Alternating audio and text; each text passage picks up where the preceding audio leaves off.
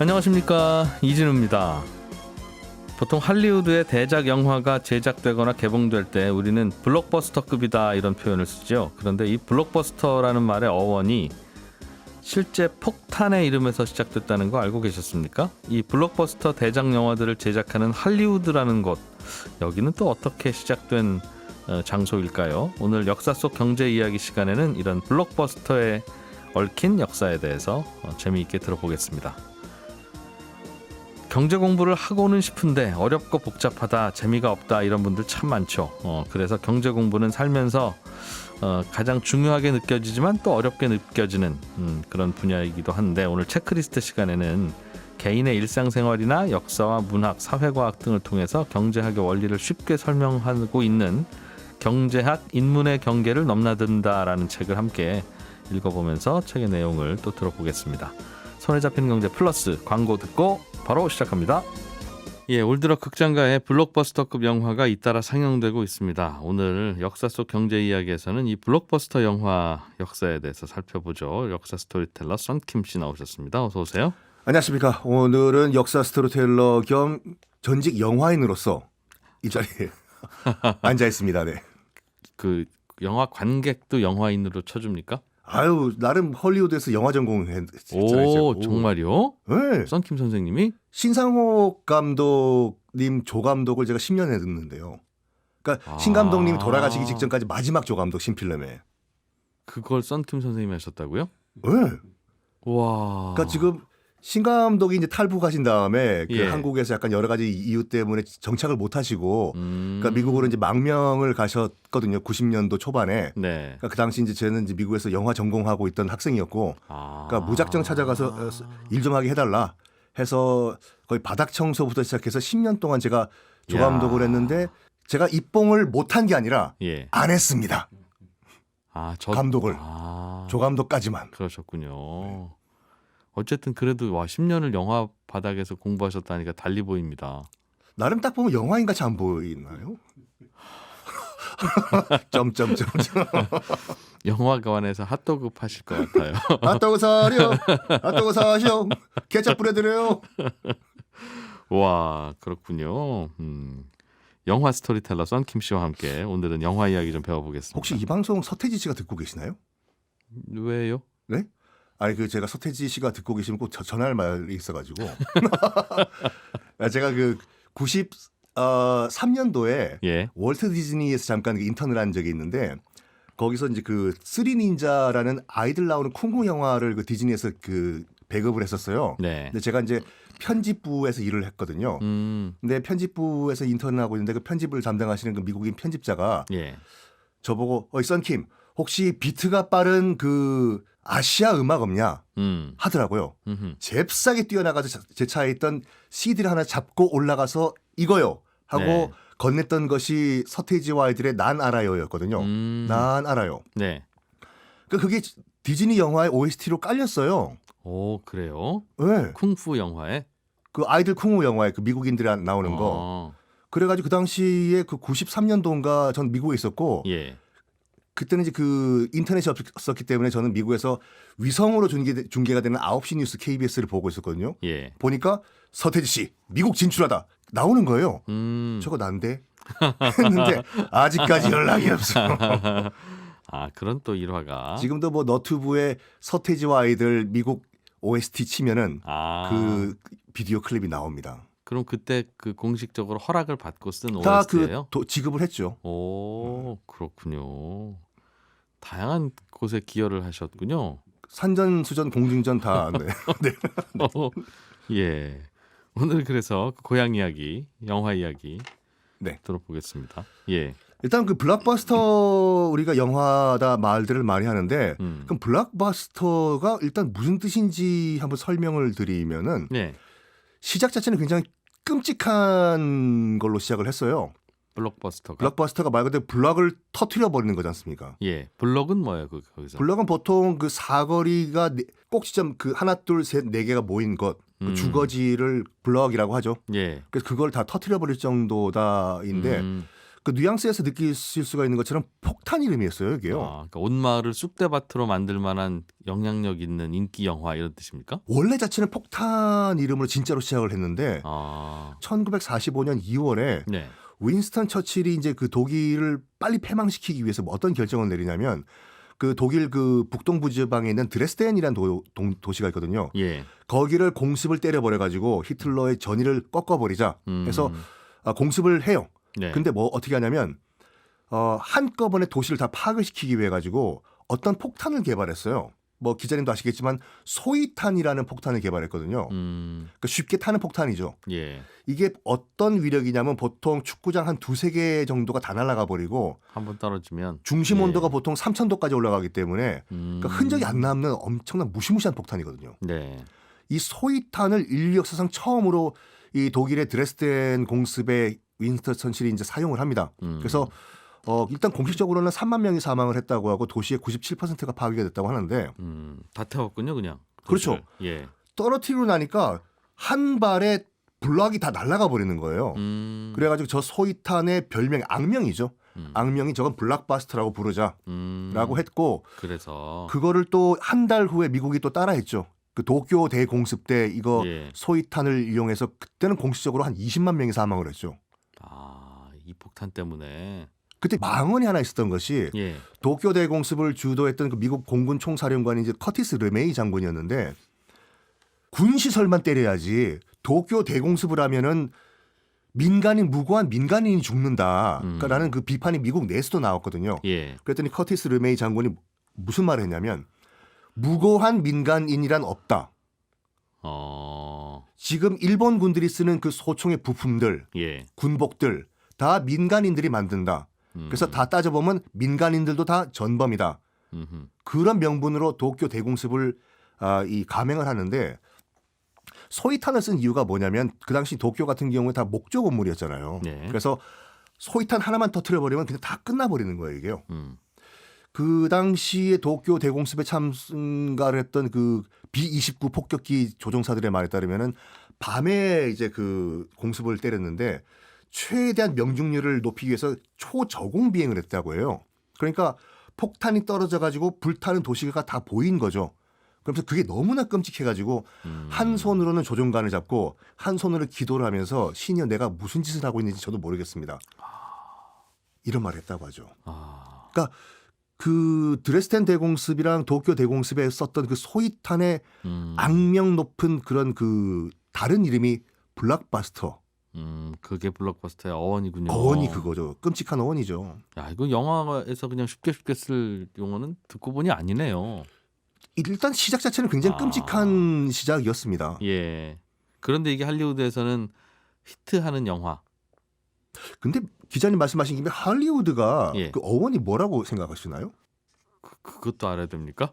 아니 알면 뭐 술자리에서 좋죠 이거. 할리우드가 아시다시피 그 지금 그 LA시 안에 있잖아요. 예. LA는 또 그 It Never Rains in Southern California라는 노래 같이 비가 거의 안 오지 않습니까? 남캘리포니아 같은 경우에 예. 원래 그 미국의 그 주요 그 메이저 스튜디오 영화사들은 다 그 동부 뉴욕이라든지 동부에 있었는데 서부극이라든지 영화를 찍을 때 보니까 비가 오면 못 찍는 거예요 이게요. 야외 촬영씬 같은 경우에 계획을 세웠는데 감독님 비 옵니다. 야 집에 가서 떡볶이나 먹자. 이런 상황이다 보니까 야, 네. 비 안 오고 날씨에 좀 상관이 없이 우리가 야외 촬영할 수 있는 곳이 뭐 없냐? 했더니 네. 저기 지금 방금 개척을 마친 서부에 네. 남캘리포니아의 로스앤젤레스라는 동네를 가니까 비가 1년에 한 일주일 정도밖에 안 옵니다. 거기다가 야외 촬영 스튜디오를 만들면은 비와 상관없이 우리가 촬영할 수 있습니다. 네. 가자! 해서 부지를 몇 개 본 거예요. 그 스튜디오 자리를. 예. 근데 마침 당시에 그 한 여성 부동산 업자가 그러니까 지금의 할리우드죠. 예. 거기 땅을 다 싼 값으로 매입을 한 다음에 이 광고를 해야 되는데 여기 땅 팝니다. 땅 팝니다. 사세요. 예. 광고할 방법이 없어가지고 산 위에 커다란 입간판을 세워버린 거예요. 할리우드 랜드 for sale 이렇게. 우리가 알고 있는 그 할리우드 사인. 예. 예. 왜냐하면 할리우드가 그 호랑 가시나무라고 해가지고 예. 사막에서 나오는 그 나무 식물 이름이거든요. 아, 나무 이름에 할리우드가. 할리우드니까 예. 마침 그 산에 할리우드가 많이 자랐대요. 예. 요 땅은 그럼 할리우드라고 부르고 아. 이 땅을 팔기 위해서 먼 데서도 보이게 뭐 그때 전화가 있었던 것도 아니고 판다는 우리 저기 입담 하나 올리자 멀리서도 보이게 크게 만들어 할리우드 랜드 포 세일이라고 올렸는데 아. 나중에 랜드와 포 세일은 떼버린 거죠. 할리우드. 그래서 남은 게 지금 할리우드고 거기다가 스튜디오를 세웁시다. 그래 거기 비 안 오니까 가자. 아. MGM 뭐 유니버설 팍스 다 거기다가 스튜디오를 세운 것이 네. 할리우드의 시초죠. 야, 이 동네 아무 땅이나 좀 널찍한 거 사와봐 해서 사온 그 땅이 마침 파니까. 마침 이름이 또 할리우드예요. 그렇게 해서 할리우드가 됐다. 마치 별- 우리로 치면 소나무 숲 뭐 이런 느낌이네요, 그냥. 굉장히 우리 한국적으로 다가오시네요. 그렇군요. 아, 많이 배웁니다. 영화는 하나도 안 배웠는데 그 주변 지식이 아주 강력해지는데요. 이런 짜잘한 지식들이 예. 효과가 있어요. 그렇군요. 근데 블록버스터는 그럼 왜 어떻게 영화에서 접목을 했냐면 네. 그 50년대 60년대를 지난 다음에 이제 TV의 시대가 열렸거든요. 그러니까 TV가 보급되면서 할리우드가 어떻게 생각했냐면 우리 망했다. 누가 극장 와서 영화를 보겠냐. 집안에서 편하게 앉아가지고 TV 보지. 예. 이제 영화의 시대는 끝났다라고 생각했는데 뭐 결과적으로 봤을 땐 그렇지가 않죠. 뭐 한때는 라디오의 시대도 끝났다라고 말들을 많이 했는데 네. 이진우의 손경제 때문에 라디오는 끝까지 가는 거죠. 예, 몇 년 더 간다고 들었습니다. 몇 년밖에 안 가나요? 저희 때문에. 예. 아유 감사합니다. 예. 그래가지고 이제 헐리우드에서 위기감을 느낀 헐리우드가 이 TV 산업과 경쟁을 하기 위해 가지고 TV가 못하는 거 우리 영화가 하자. 대규모 전투씬, 네. 대규모 무슨 뭐 로마의 무슨 역사 대서사극 아하. 규모를 키운 거예요. 예. 규모를 키워가지고 점점점 키우다가 어떻게 되냐면 투자 대비 엄청나게 흥행을 터트린 영화. 이걸 뭐라고 할까? 우리말로는 대박. 대박이죠. 예. 대박을 뭐라고 할까? 감독님, 예전에 드레스덴 공습에 완전 모든 걸 다 파괴했던 그 폭탄 기억나시죠? 투자 대비 완전 이 효과가 좋은 이 영화들을 그럼 블록버스터라고 부르자 아하. 해서 시작한 것이 이제 영화 블록버스터의 그래서 시작이죠. 아, 그렇군요. 블록버스터 영화는 몇 명이 봐서 히트를 해야 블록버스터입니까? 그게 아니라 아니면 뭐 투자 대비 몇 배 벌면 블록버스터입니까? 원래 시작은 투자 대비 뭐 성능 흥행을 했을 경우에 블록버스터라고 시작을 했는데 네. 요즘 같은 경우에는 투자 자체가 대규모 투자가 이루어진 영화를 이제 블록버스터라고 하거든요. 최초의 헐리우드의 블록버스터라고 지금 기록이 돼 있는 영화는 뭐냐면 뻔뻔뻔뻔뻔뻔뻔뻔뻔뻔 조스가 나타났다. 조슨 빠밤 이거죠. 제가 한 건 뭐죠 그럼요? 모르겠습니다. 타잔인 줄 알았어요. 타잔이요.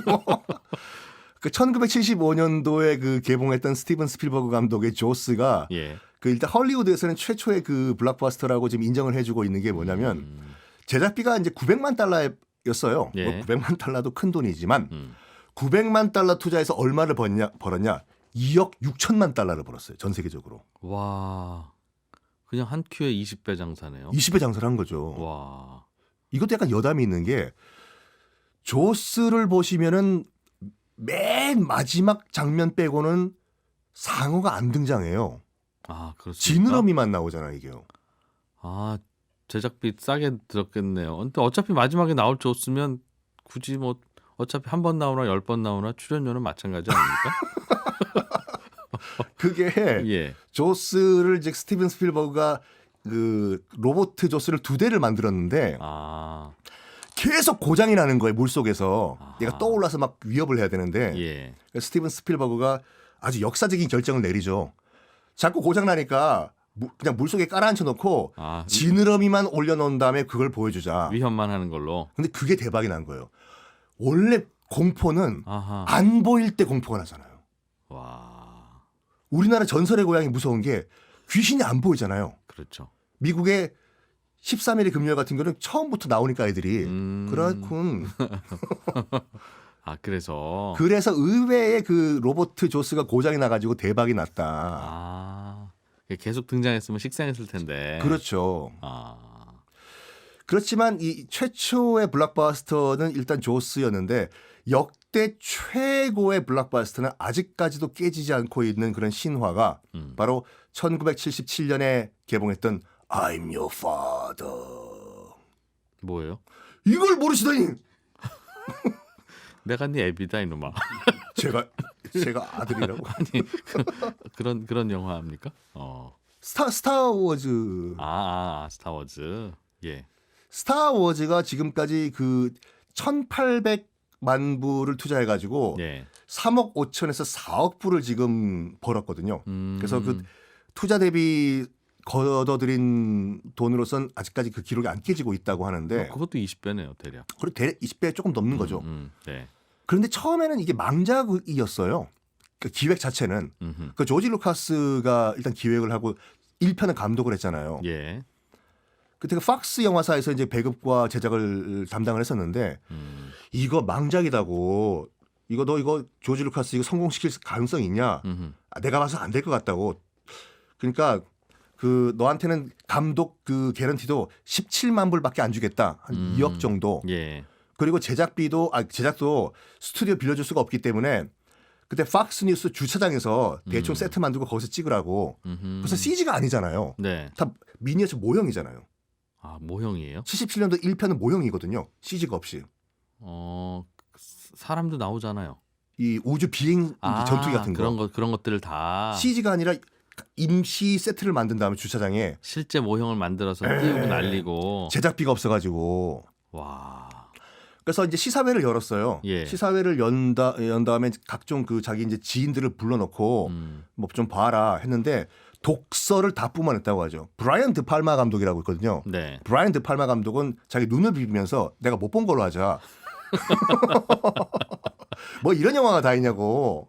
왜요? 뭐 어땠길래? 이제 스페이스 오페라라는 장르였는데 당시만 하더라도 우주를 소재로 해가지고 성공한 케이스가 없었거든요. 네. 그러니까 이거 뭐냐고 이거. 그리고 등장 인물도 너무 많고 특히 이거 스타워즈 시리즈 보면은 77년도에 첫 개봉한 영화가 4편이에요. 1, 2, 3편이 없고 4편? 1, 2, 3편 건너뛰고 4편부터 만들었는데 왜냐면 그 당시 기술로는 1, 2, 3편을 만들 수가 없었어 조지 루카스가. 그러니까 스토리에는 1, 2, 3편이 있는데. 그래서 나중에 기술이 발달되면 1, 2, 3편 만들고 4편 처음에 나왔던 거 보시면 예. 시작하기 전에 앞에 엄청난 자막이 올라가요. 빰빠빠빠빠빠빠빰 쫙 이렇게 네. 빰빠밤. 그 자막이 뭐냐면 지금부터 보실 영화의 앞에 스토리가 이거다. 이거 보신 다음에 이해하시라고. 지나온 줄거리. 앞에 줄거리. 그거를 텍스트로 말로 썼어요? 자막을 쳐서 올린 거예요 이걸요. 기술이 없어서 못 만들어가지고. 아니 뭐 무슨 얘기인데 기술이 없어요? 네?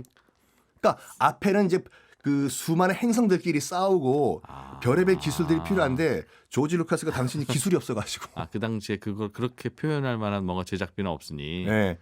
나중에 일단 1, 2, 3편은 나중에 만들 테니까 4편부터 보십시오라고 개봉을 했는데 네. 이걸 당시 감독들이 보고 장난하냐고 지금.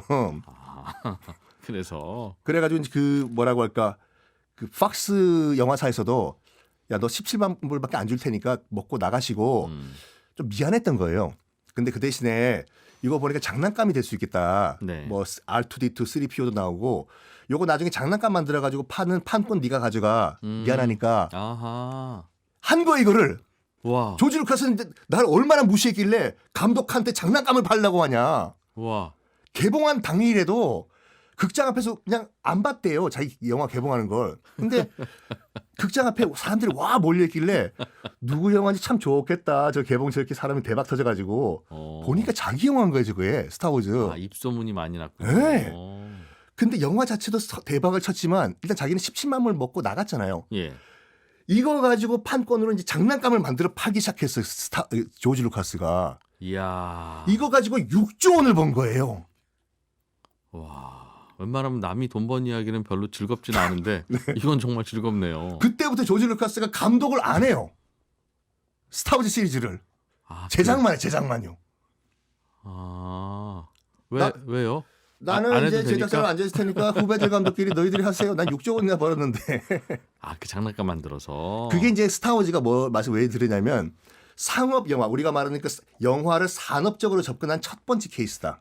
영화뿐만 아니라 여러 가지 파생 산업을 일으킨 첫 번째 케이스가 영화 보고 나와서 나 저 장난감 사줘 저거. 아빠 3PO 장난감 사줘. 이게 첫 번째 케이스였다는 거죠. I'm your father.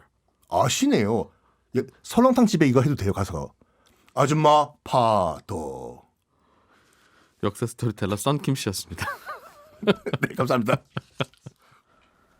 예, 우리가 살아가는 과정이 그 자체가 또 경제이고 하다 보니 경제 범위가 참 넓은 학문이기도 한데요.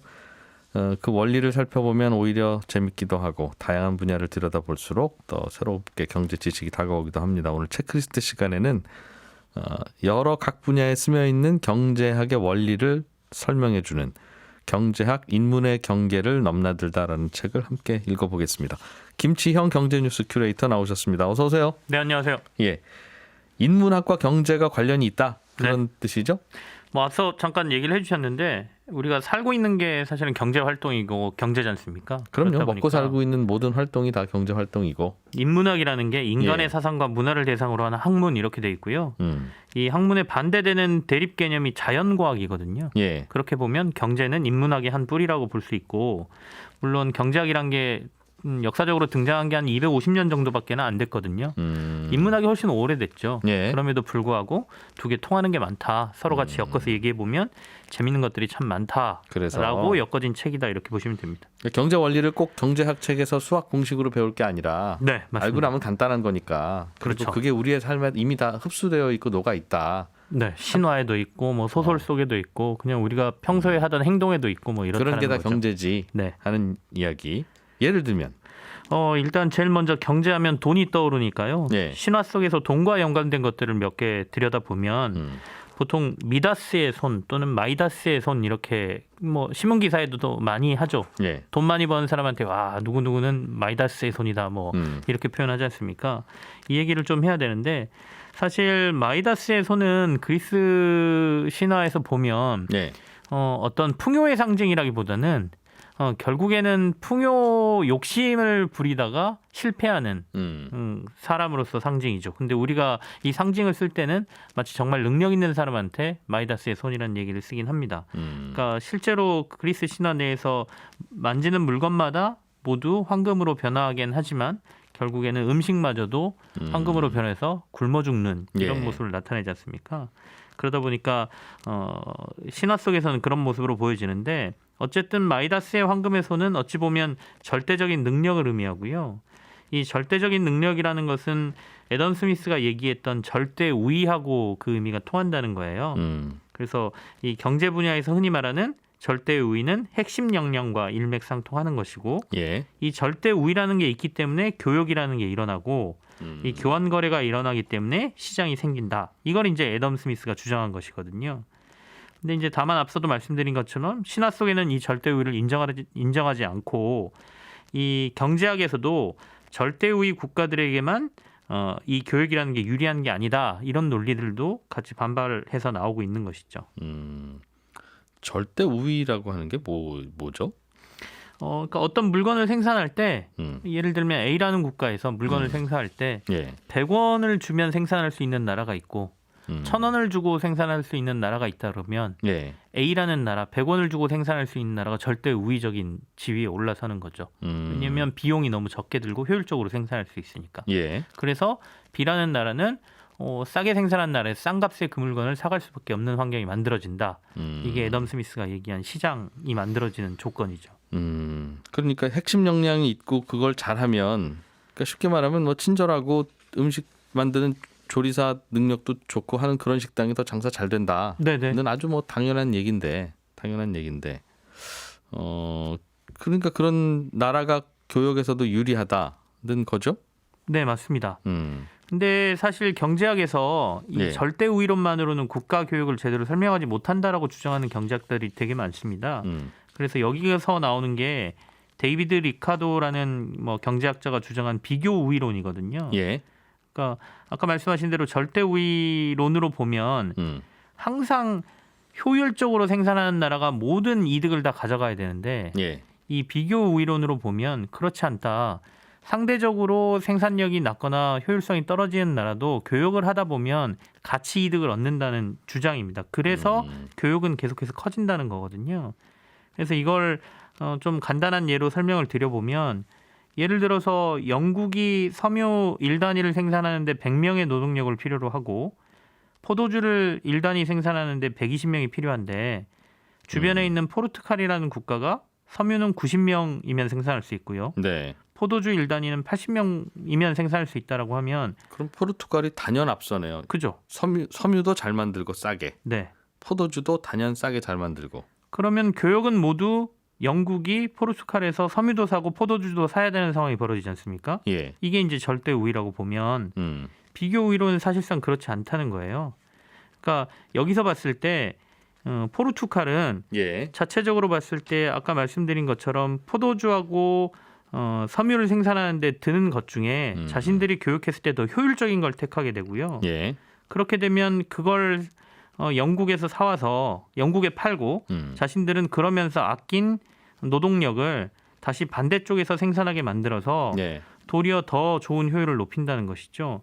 그렇다 보니까 양쪽 국가에서는 무역이 일어나고 이건 네. 양국을 모두 이롭게 한다. 이렇게 지금 얘기를 하는 게 비교 우위론이다. 이렇게 보시면 됩니다. 마이클 조던이 네. 저보다 농구도 잘하고 아마 집안 청소도 잘할 거예요. 네네.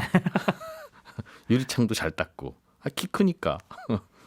그러나 유리창은 제가 닦죠.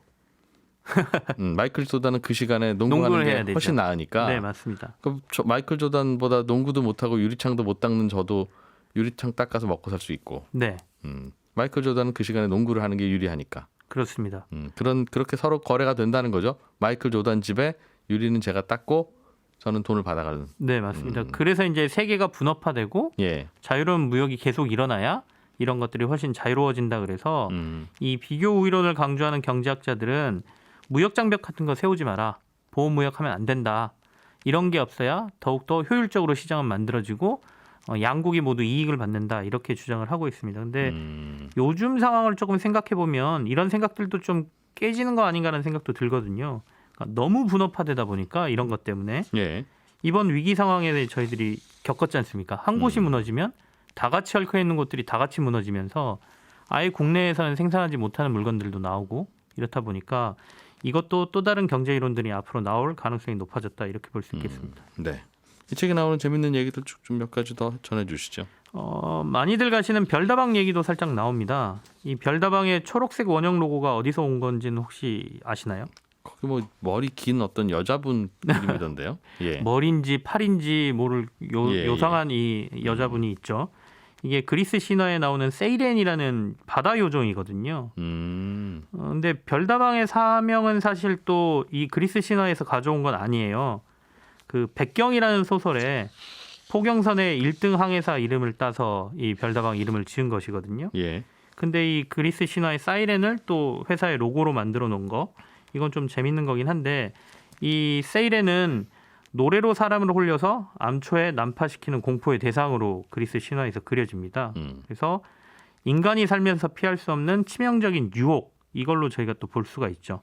그래서 거기에 넘어가면 파멸의 대가를 치르는 일종의 경고 같은 건데 그래서 우리가 영어의 사이렌이라는 단어도 이 세이렌이라는 여기서 따왔다라고 얘기하는 경우도 있어요.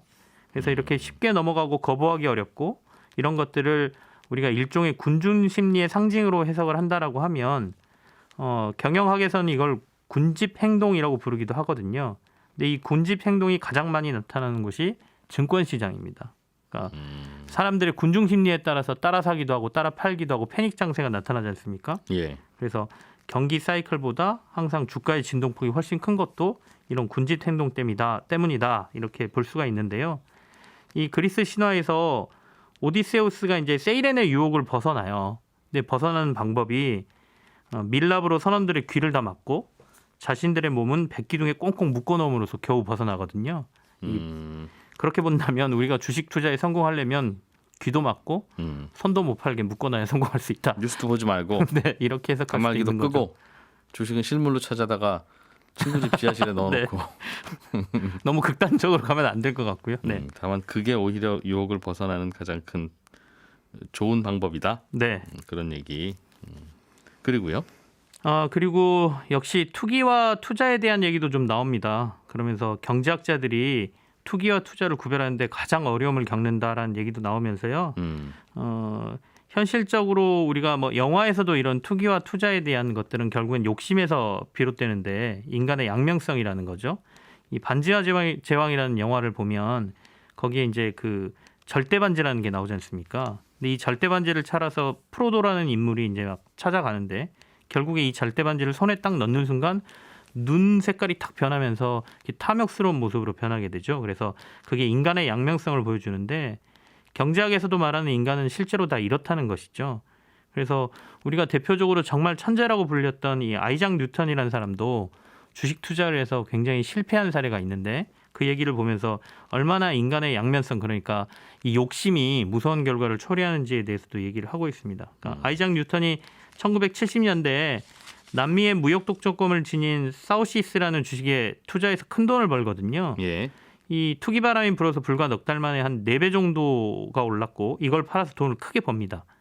그런데 그 이후에도 이 주식이 굉장히 많이 올라요. 그러니까 아이작 뉴턴이 다시 번 돈을 다 이 회사에 다시 투자를 하죠. 그리고 나서는 폭락으로 원금까지 다 날리고 마는 이런 예. 사례를 얘기하면서 나중에 이제 뉴턴에게 사람들이 주식 전망을 물어보는데 뉴턴이 이렇게 대답했다고 하죠. 난 천체의 무게는 측정할 수 있어도 사람들의 관계는 계산할 수 없다. 이렇게 얘기했다고 합니다. 주식 시장을 전망한다는 게 불가능한 거예요. 그게 주식을 들여다봐서 알 수 있는 게 아니라 네. 사람들의 마음이 어떻게 될 것 같습니까? 라는 질문인데 앞으로 주식 시장은 어떨 것 같습니까? 라는 질문은 네. 그걸 어떻게 맞출까? 결국엔 그래서 심리적으로 분석하는 게 가장 주식시장을 현명하게 대처할 수 있는 방법이다라고 얘기하시는 분들도 많거든요. 예. 그래서 뭐 차트를 본다거나 어떤 거래량을 보는 것도 이 군중 심리를 파악하기 위한 거다라고 분석하는 사람들도 많고요. 실제로 투자의 대가라고 불렸던 사람들이 지어놓은 책들을 바라보면 거기에는 대부분 투자자들의 심리를 분석하는 게 예. 투자의 성공의 열쇠다 이렇게 분석해 놓은 글들이 굉장히 많습니다. 네. 과연 그걸 분석할 수 있느냐가 문제겠죠. 네. 아니, 제 마음도 제가 모르는데요. 내가 본인인데도 앞으로 2시간 후에 제 마음이 어떻게 바뀔지 잘 모르잖아요. 그래서 주식을 사고 아예 수면제를 먹고 잠을 자거라 뭐 이런 얘기도 있죠. 그래서 그걸 참 맞춘다고 하는 건 그래서 이걸 어떻게 공부를 해야 하나 항상 고민입니다. 그래서 주식 투자 공부를 좀 하려고 하면 책들은 많은데 다른 사람 마음 맞추는 걸 어떻게 공부해서 하나 네. 하는 생각. 예. 또 어떤 얘기 나와 있어요? 자원 얘기가 좀 나옵니다. 최근에 이제 러시아하고 우크라이나의 전쟁 때문에 천연가스하고 유가 등 에너지 가격이 엄청 오르고 있지 않습니까? 예. 이럴 때 보면 종종 그런 생각을 하죠. 우리나라는 자원이 하나도 없는 게 얼마나 좀 안타까운가. 그리고 우리도 자원이 좀 있었으면 훨씬 예. 더 편안하게 살았을 것이다라는 얘기를 좀 하지 않습니까? 근데 실제로 인류의 역사를 보면 이 자원이 많은 나라들이 그렇게 잘 살지 않았고 도리어 자원의 저주를 받았다 이렇게 얘기를 하거든요. 예. 실사례로 한 2가지 정도를 제시를 해주는데 네덜란드가 1959년도에 대규모 가스전하고 유전을 발견을 해요. 이게 북해 유전입니다. 예.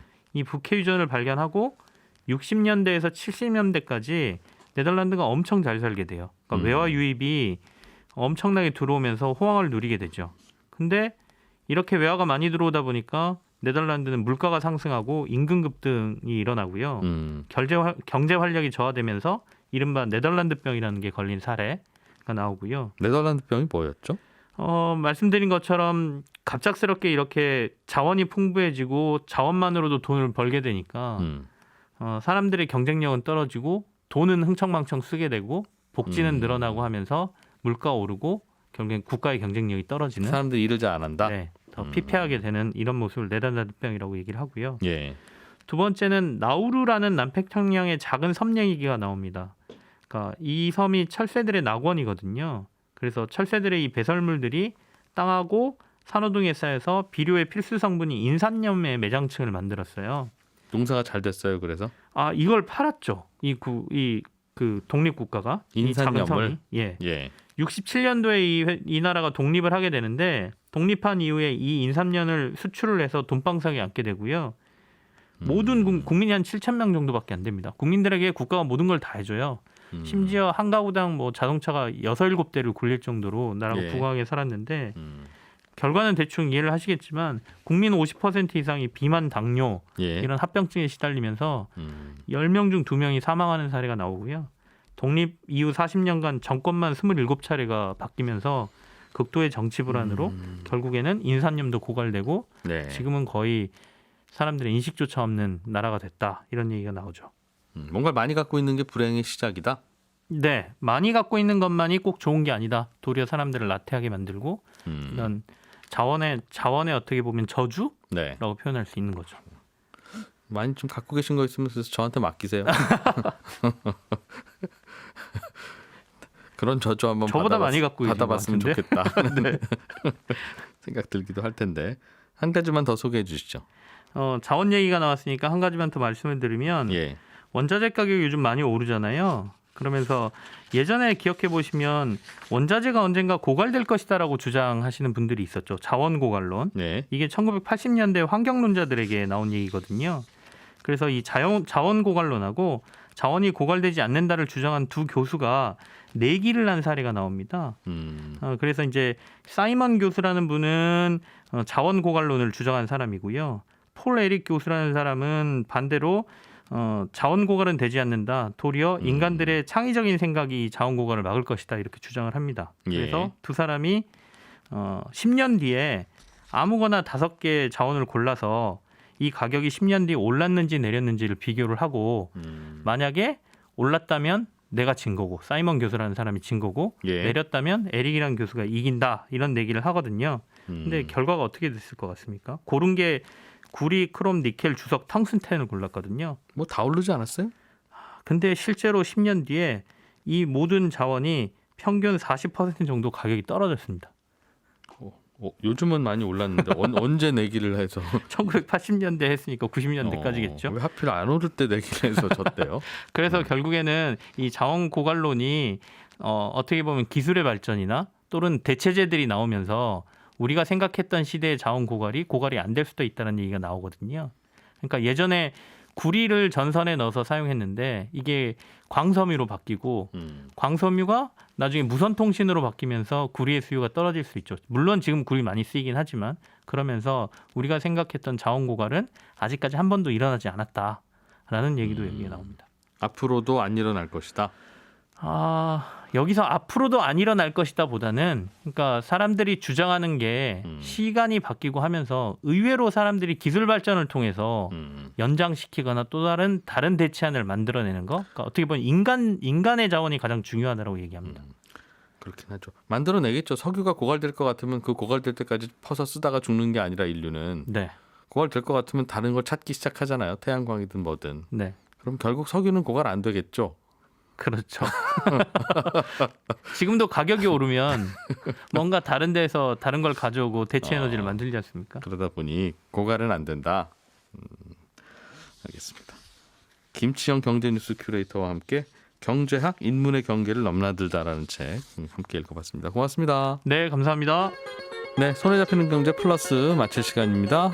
방송 내용 혹시 다시 들으실 분들은 저희 홈페이지 게시판 팟캐스트 이용하시면 되겠고요. 저는 내일 아침 8시 30분에 또 손에 잡히는 경제 본방에서 찾아뵙겠습니다. 이진우였습니다. 고맙습니다.